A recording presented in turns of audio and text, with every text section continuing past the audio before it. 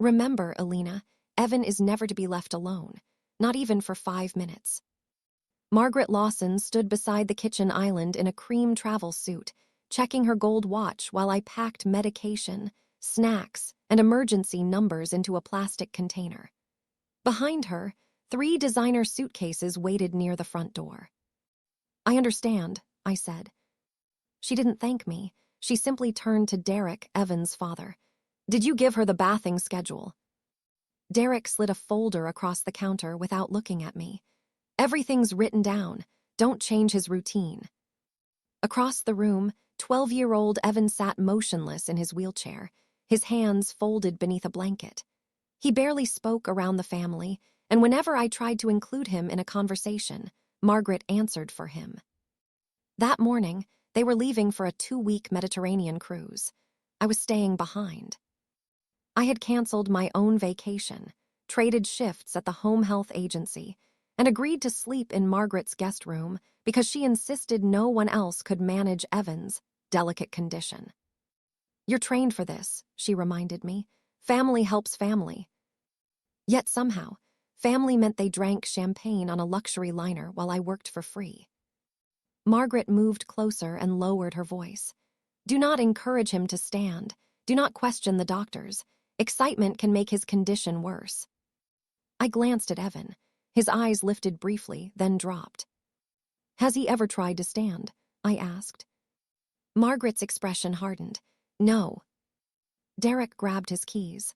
"We'll video call every evening. Keep the wheelchair where we can see it." Minutes later, the front door closed. Their expensive SUV rolled down the driveway, carrying Margaret, Derek, and the rest of the family toward the airport. I watched until the vehicle disappeared beyond the gates. The house became unnaturally quiet. I turned toward Evan. "All right, it's just us now. Would you like some breakfast?" He didn't answer. Instead, he pushed the blanket from his legs. His shoes touched the floor.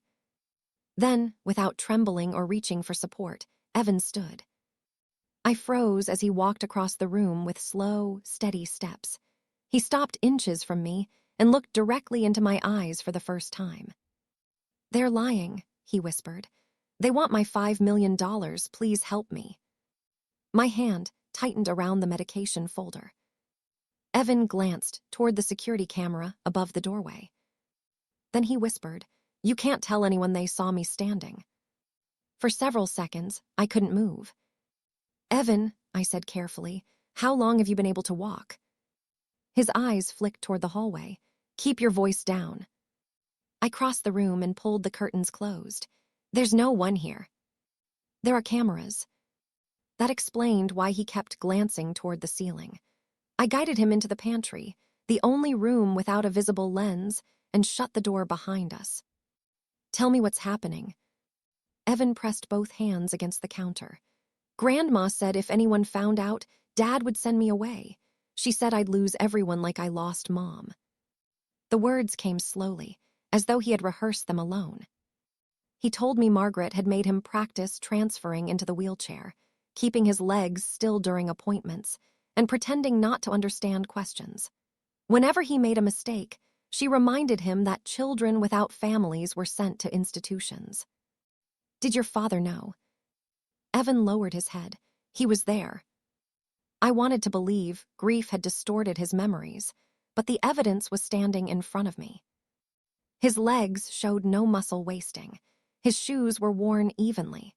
The wheelchair tires looked almost new despite Margaret's claim that he had depended on it for years. Evan reached inside his shirt and pulled out a small, folded envelope. "My mom gave me this before she died." Inside was a handwritten note warning him never to let anyone pressure him into signing papers connected to the trust her parents had created for him. "She said the money was for school and my future," he whispered. "Grandma says it belongs to the family." Since his mother's death, Evan had been removed from school, denied visitors, and kept away from sports, neighbors, and even distant relatives. His silence was not part of a medical condition. It was survival. "We're not confronting them yet," I said. "First, we find proof." Evan looked at me, as if he had been waiting years to hear those words. Then he pointed toward the hallway. Grandma keeps everything in the locked office. I stared at the closed door at the far end of the house. What exactly had Margaret and Derek hidden inside it? The next morning, I acted as though nothing had changed. When Margaret called from the cruise ship, I answered with a smile. "How's my grandson?" she asked before saying hello. "He just finished breakfast," I replied. "Put him on camera." Evan wheeled himself into view exactly as he had practiced for years. His shoulders slumped, his legs remained covered with a blanket, and he answered every question with a quiet nod. Margaret watched him closely. "Lift the camera a little," she instructed me. I adjusted my phone, but my hand slipped just enough for the edge of the wheelchair and one of Evan's feet to come into view. Margaret's expression changed instantly. "No," she snapped. "Keep the wheelchair in the frame, always. Lawyers could misunderstand if they don't see it." Before I could ask what she meant, she ended the call. I slowly lowered my phone. That wasn't the reaction of a worried grandmother. It was the reaction of someone protecting a story. Once the call ended, Evan and I began documenting everything. Whenever the cameras inside the house couldn't see us, I recorded short videos on my own phone. Evan walked naturally through the backyard. He climbed the porch steps without assistance. He carried a box of books upstairs. He even jogged a few steps after laughing at one of my terrible jokes before immediately stopping, afraid someone might have seen him through a window. Every recording was time-stamped.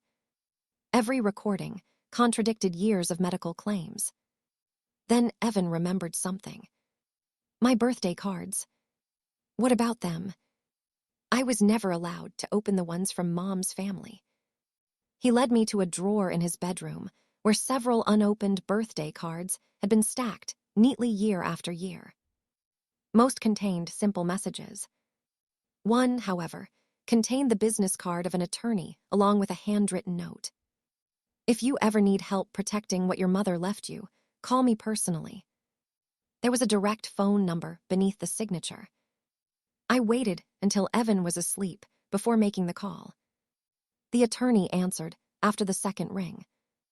"My name is Alina Carter," I began carefully. "I'm caring for Evan Lawson while his family is away." Silence. Then his tone became cautious. "Is Evan safe?" "Yes." "Can he speak freely?" "I believe so." He paused again before choosing his words. "I'm afraid I cannot discuss confidential matters regarding the trust." "I understand." "But," he continued, "there is one thing I can tell you." I grabbed a pen. "Do not allow Evan to sign a single document while his father or grandmother is away." My stomach tightened.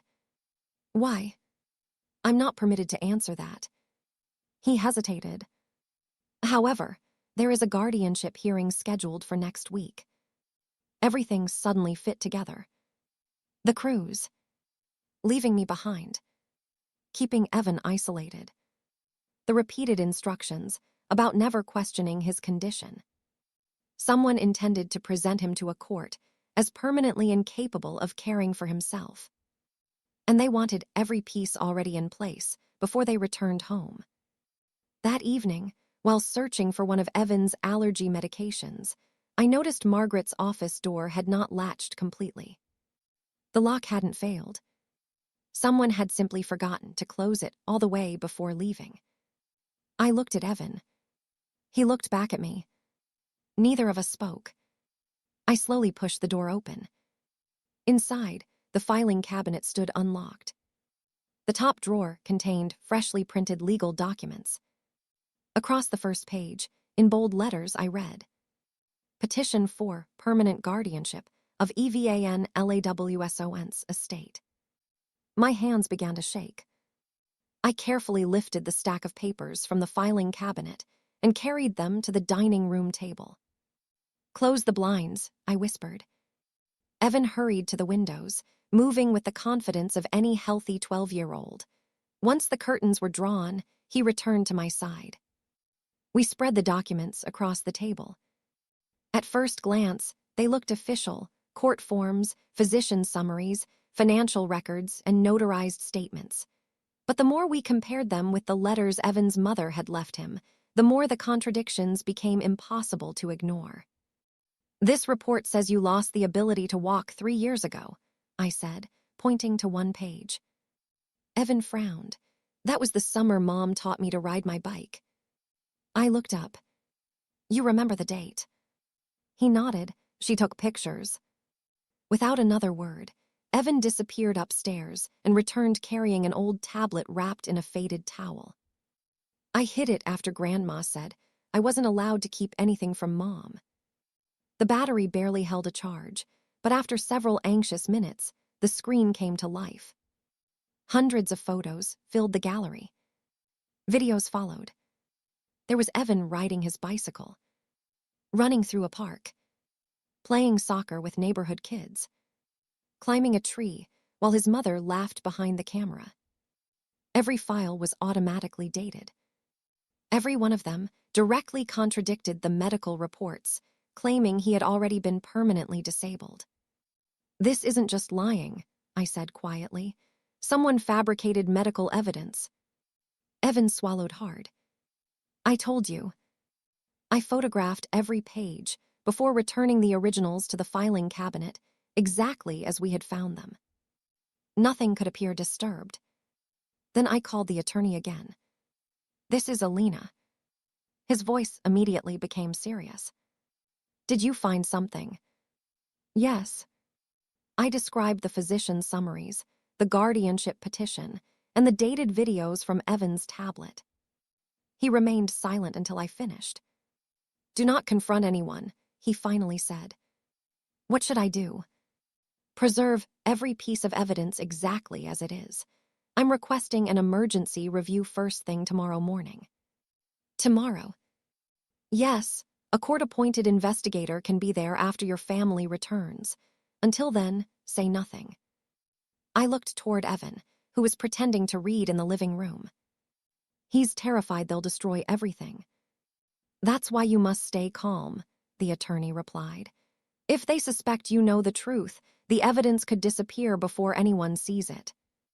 Late that afternoon, my phone rang. "Margaret." I answered immediately.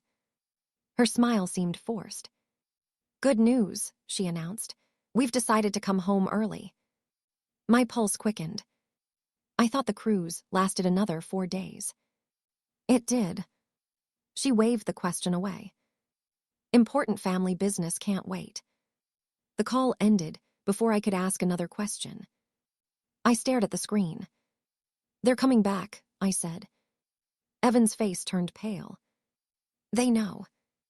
"I don't think they know," I replied, forcing myself to stay calm. "But something has changed." "What if they burn the papers?" "They won't get the chance." The rest of the evening became a race against time. We copied every video from the old tablet onto secure storage. I organized the photographs, medical reports, and handwritten letters into chronological order. I wrote detailed notes describing where each document had been found. Then I placed the original files back into Margaret's cabinet exactly as they had been. When everything was finished, the house looked perfectly ordinary. Dinner dishes were washed. Evan sat quietly in his wheelchair. The evidence was hidden safely outside the house. All we could do now was wait. Just after sunrise, the sound of tires rolled across the driveway. A car door slammed. Another. Keys rattled against the front lock. Evan gripped the arms of his wheelchair. The front door swung open. Margaret's unmistakable voice echoed through the hallway. "We're home." The front door closed behind Margaret with a confident click. "I hope everything stayed exactly the way I left it," she said, setting her designer handbag on the entry table. Derek wheeled his suitcase inside and barely looked at me. "You managed okay." "I did," I answered evenly. Margaret walked straight toward Evan. "My poor boy," she cooed, kneeling beside the wheelchair. "You must have missed Grandma." Evan kept his eyes lowered. He gave the same quiet nod he had perfected over the years. Margaret smiled with satisfaction. "Good," she said. "We have an important appointment in a few days. Everything will finally be taken care of." A sharp knock interrupted her sentence. She frowned. "Were you expecting someone?" "No," I replied. Derek opened the front door. Standing on the porch were two court investigators, the attorney whose name had been hidden inside Evan's birthday card, and two uniformed officers. The lead investigator held up official identification. "We're here regarding an emergency petition involving Evan Lawson." Margaret's smile disappeared. "There must be some mistake." "There isn't," the investigator replied. "We need to speak with Evan privately." "That isn't necessary," Margaret said quickly. "He's incapable of—" Before she could finish, Evan slowly placed both hands on the wheelchair arms.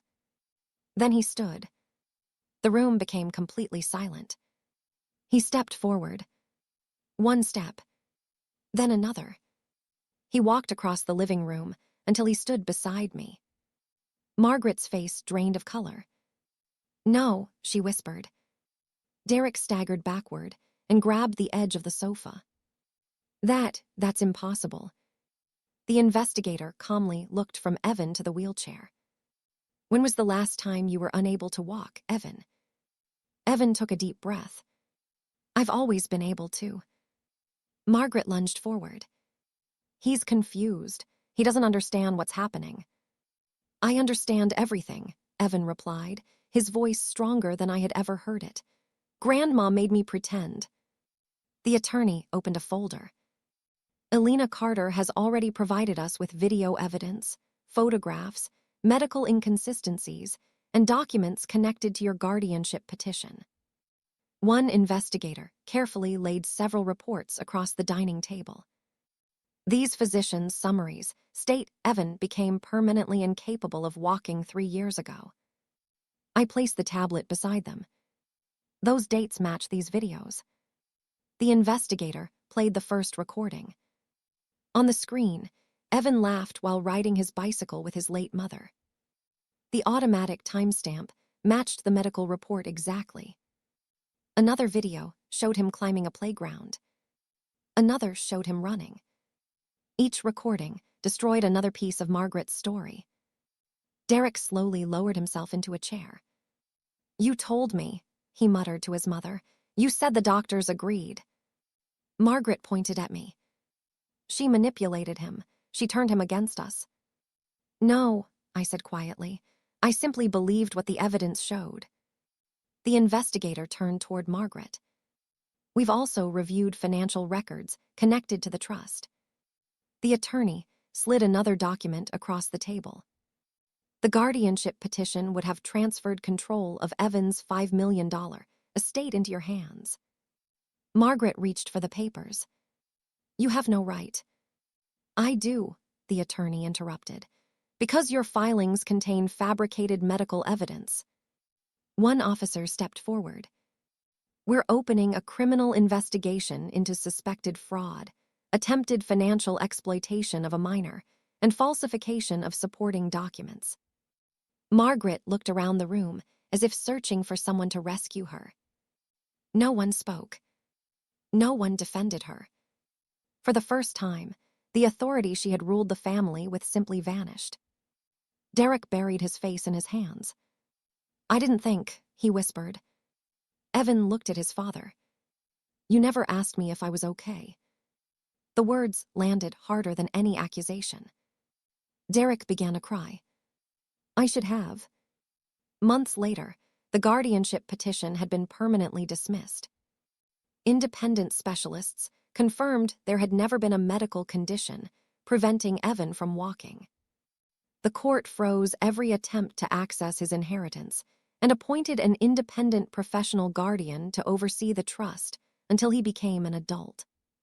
The investigations into the forged medical reports and financial filings continued without my involvement. I had already given everything I knew.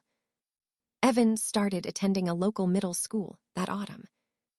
The first time I watched him run across a soccer field with other children, he laughed so hard he nearly fell over.